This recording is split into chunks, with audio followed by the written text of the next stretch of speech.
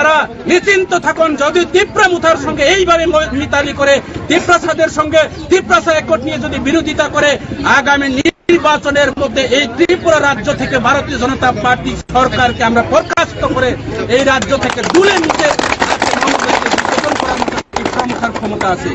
কাজে আমাদের এই রাজ্যের মুখ্যমন্ত্রী যেইভাবে সুরসুরি আজকে ওনাদের বৈতরণী পার হওয়ার পর তিপ্রাসাদের বিরুদ্ধে, জনজাতির বিরুদ্ধে আজকে সবকা সাথ সবকা বিকাশের কথা বলে আজকে আমাদের তিপ্রাসাদেরকে বিনাশ করার একটা ষড়যন্ত্র চলছে, প্রচার চলছে, প্রয়াস চলছে।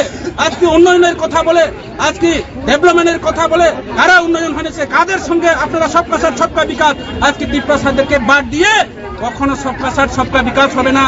যার জন্য তিপ্রা মুথা পাতি আজকে থেকে শুরু হয়েছে।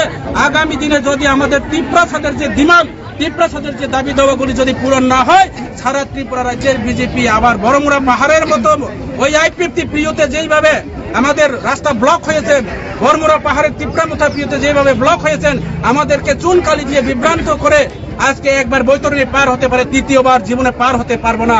সেটা আপনাদের চ্যানেলের মাধ্যমে আমি এই রাজ্যের বিজেপি সরকারকে জানান দিতে চাই। নমস্কার সবাইকে।